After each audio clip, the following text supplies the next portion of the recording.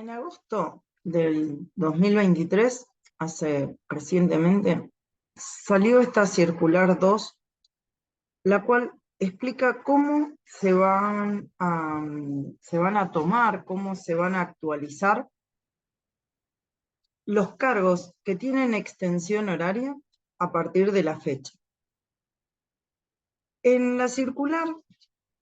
se establecen dos claras situaciones diferentes para aquellos que tengan extensión horaria. Debo decir inicialmente que si el docente venía trabajando en una escuela privada y esa escuela privada tenía aprobada la extensión horaria, ese cargo con extensión horaria ya está integrado directamente a la codificación. Acá no vamos a tener ningún problema, va a ser un cargo igual que de provincia de Buenos Aires, como si fuese un cargo estatal, y en esos casos, directamente cada vez que haya un aumento a los activos, va a tener su aumento en la pasividad, en la jubilación. Ahora, todos aquellos docentes que no tenían esa extensión horaria incorporada, porque la IEGEP no había autorizado ese colegio con extensión horaria o ese curso con extensión horaria, se veían en la necesidad de tener que llevar regularmente, cada vez que había un aumento, un formulario, el formulario 190, para decirle al IPS que había habido un aumento en su haber jubilatorio. La circular nos hace referencia a un conjunto de una reunión, un trabajo conjunto que se llevó adelante con sindicatos, representantes legales, incluso representantes docentes que se convocaron a tal fin y que tuve la oportunidad de hacerles una entrevista a una de sus titulares que organizó esta. No tiene carácter de ONG, pero sí este grupo que empezó a luchar y a tener presentaciones dentro del IPS también para que se atendiera esta situación de la extensión horaria. Entonces, acá surge que cuando esa bonificación de extensión horaria se calcula en base a la totalidad del salario y bonificaciones del cargo base, en ese caso, o sea, la totalidad, en ese caso va a ser posible codificarlo y aplicarle la movilidad de modo automático, como lo tienen aquellos docentes que tienen el cargo de extensión horaria como una escuela pública sin ningún tipo de dificultad, es decir, conforme al artículo 40, 41, 42. Entonces, para eso va a ser necesario que el docente solicite un formulario que tiene carácter de declaración jurada, pero en realidad va certificado, ¿sí?, por la autoridad, un formulario especial que elaboró el IPS a tal fin, con el último recibo de haberes, y se va a ingresar con un turno en dirección en IPS, con un turno especial de extensión horaria, y una vez que se ingrese este nuevo formulario, ya no va a ser necesario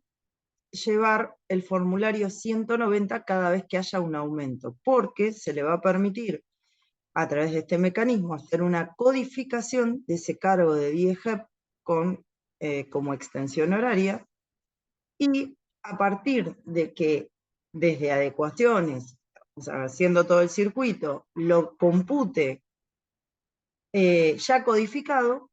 a partir de ahí el docente no tendrá que volver a llevar ya nunca su actualización. Esto es ya de una gran importancia, y va a significar al IPS un trabajo, poder automatizar un trabajo que conlleva cada vez que hay un aumento, un cambio en la base de cálculo, y eso también hace de que nunca puedan archivar ningún expediente que tenga bonificación de extensión horaria. Ahora bien, también plantea esta circular una segunda situación de extensión horaria, que es cuando no puede ser calculada, o es calculada, mejor dicho, lo que le están pagando, no en base a la totalidad de salarios y bonificaciones, sino que se calcula en base a algunos conceptos del cargo base y deja fuera otros conceptos. Entonces, en esos casos, ¿cuáles pueden llegar a ser? Bueno, lo pueden ver como aumento, anticipo de aumento a futuros, de futuros aumentos, lo pueden ver como bonificación BEF, o sea, esto no hay una forma, hago un poco toda esta aclaración y esta explicación porque dicen, y entonces presento este formulario por única vez en IPS y ya está, o cómo hago bueno, a mí me consultan mucho los abogados también, ¿no? ¿Cómo hago con los clientes que tengo? ¿Ya presento este formulario y ya está? No, no es así. Va a tener que hacer el cálculo caso por caso y verificar en cada uno de las situaciones que tengan extensión horaria si corresponde a la primer hipótesis, es decir, que esa extensión horaria se paga sobre la totalidad de los cargos, o si como presentan esta segunda hipótesis, la base del cálculo se hace con algunos conceptos que sí se pueden sacar del salario y otros que no se pueden deducir como un porcentaje del cargo total del salario. En esos casos se estableció una nueva funcionalidad en el SAP, es decir, en el sistema administrativo previsional que cargan los colegios privados, se estableció una nueva funcionalidad para que cada colegio le cargue a cada docente que tenga extensión horaria esta bonificación. Para eso le va a facilitar un acceso a una nueva funcionalidad, como les dije, donde deben informar el valor hora. Ahora, no, tampoco todos los colegios pagan en virtud a hora. Sí es cierto que la gran mayoría dice cobran extensión horaria 8 horas, 4 horas, 12 horas, pero hay algunos colegios que no necesariamente va únicamente por hora, sino que les pagan un plus por full time, un plus por alguna otra situación que no puede fácilmente verse reflejada también en un valor hora. Creo que esta va a ser la mayor dificultad en el momento de establecer esta bonificación. Y por otro lado, en el caso de que se establezca un valor hora, atento a este gran cambio que le produce al IPS esta nueva modalidad, hubiese sido deseable que ya ese valor hora se hubiese establecido a un valor hora cátedra o módulo, de modo tal que también se pudiera codificar esa extensión horaria como 8 módulos, 6 módulos, para evitar dos cosas. Una, que el docente tenga que cada vez que hay un aumento verificar con la escuela, porque es la escuela la que la tiene que cargar, que efectivamente haya cargado ese aumento en este módulo SAP. Dos, que el colegio, ¿sí?, tenga que también estar permanentemente sobre un docente que terminó o sobre una extensión horaria que pensemos que a lo mejor a futuro no la va a seguir teniendo, porque acá, si en este momento me escucha algún colegio privado, aconsejo, pediría que de algún modo reformulen el modo en que le están pagando la extensión horaria para que se pueda agrupar el formato de que consigne la totalidad de los sueldos, para evitarle al docente tener que estar permanentemente, de por vida, incluso más allá de su vida, porque si tiene derecho a pensión alguien permanentemente, esta actualización. Entonces, si de algún modo el colegio puede readecuarlo para empezar a pagar sobre la totalidad de los sueldos, entonces se evitaría tener que subir al SAP esto, y también se evitaría de que el IPS tenga que actualizarlo, porque no estamos ganando mucho si el IPS va a seguir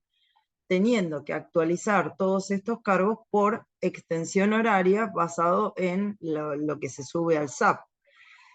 La otra, a mí por lo menos me da como una gran duda la implementación, porque si bien la implementación está explicada en un manual SAP que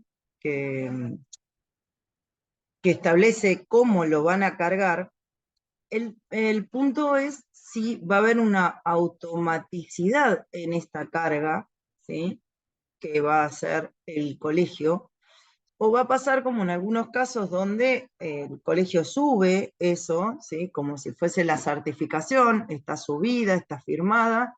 y si el IPS va a poder hacerlo de forma automática, o voy a tener que ir yo al IPS a decirle, mire, mi colegio ya cargó al SAP, porque es diferente, si bien creo que se intentó hacer algo similar a como se hace con las municipalidades, es diferente en el sentido de que, bueno, el formato, la movilidad, el sistema propio docente es muy distinto. Por eso, si bien entiendo de que se hizo para facilitar a los docentes esta modalidad, creería que tendrían que haber encontrado un mecanismo también para esta segunda opción que se establece acá. Y por otro lado, finalmente, tenemos una tercera opción que no está en esta circular, pero que son aquellos cargos extraprogramáticos que que el colegio le puede llegar a estar pagando a ese docente que tiene extensión horaria, secretario, director, vicedirectora, que tiene que ver con cargos extraprogramáticos que en muchos casos también van al IPS. Entonces, le paga un segundo cargo extraprogramático que en ese caso tampoco iría, digamos, automatizado, sino que va a necesitar contar con estas certificaciones mensualmente o con el formulario 190 para atender esa particularidad, si es que no se puede de algún modo agrupar en un formato horas, porque, como dije antes, si se paga además del formato horas en otro tipo de modalidad,